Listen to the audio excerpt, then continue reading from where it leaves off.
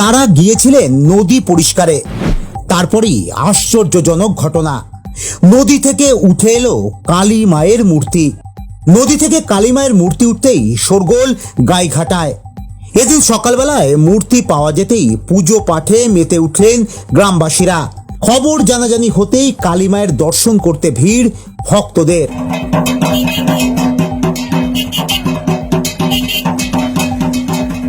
ঘটনাটি ঘটেছে উত্তর 24 পরগনার গাইঘাটা থানার নারকেল গ্রামে। সূত্রের খবর, এলাকায় যমুনা নদীতে কচুরিপানা তুলতে গিয়েছিলেন কয়েকজন শ্রমিক।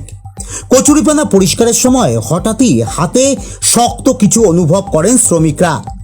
এরপর সকলে মিলে ওই বস্তুটি জল থেকে তুলতেই দেখা যায় সেটি একটি কালী মায়ের মূর্তি। তাদের দাবি, মূর্তিটি পাথরের এবং মায়ের রূপটিও অন্যান্য মূর্তির থেকে অনেকটাই আলাদা।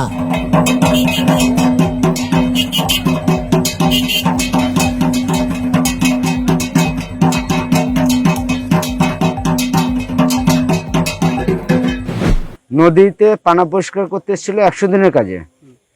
100 দিনের কাজে এসে যারা ছিল তারা একটা মূর্তি পায়। মূর্তি পেয়ে ঠাকুরটাকে তুলতে যে ঠাকুরটাকে তুলে দেখে যে কালী মায়ের মূর্তি। জল থেকে মায়ের মূর্তি উদ্ধার হতেই গ্রামবাসীরা পুজো পাঠ শুরু করেছেন। গ্রামবাসীরা জানিয়েছেন, কিছুদিন ধরেই তারা ভাবছিলেন এলাকার শিব মন্দিরের পাশেই কালী মায়ের পুজো শুরু করবেন।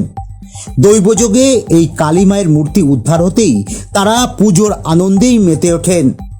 মায়ের মূর্তিটা একদম অন্য ধরনের, আমরা কোনো সময় এরকম মূর্তি দেখিনি অন্তত।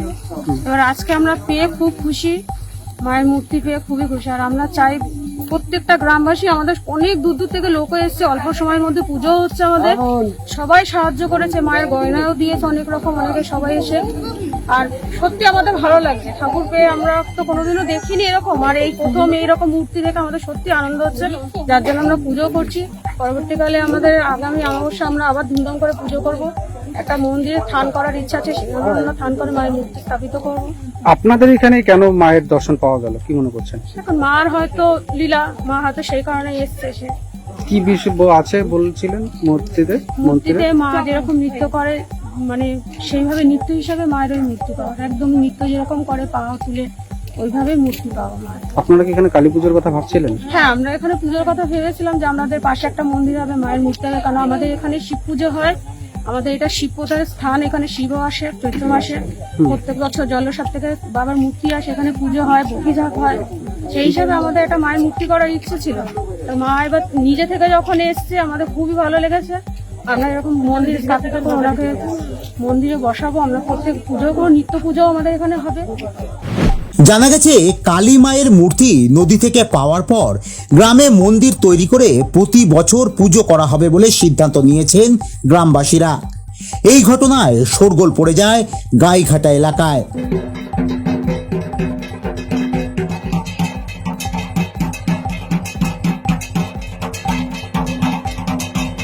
ব্যুরো রিপোর্ট, নিউজ 7 দিন।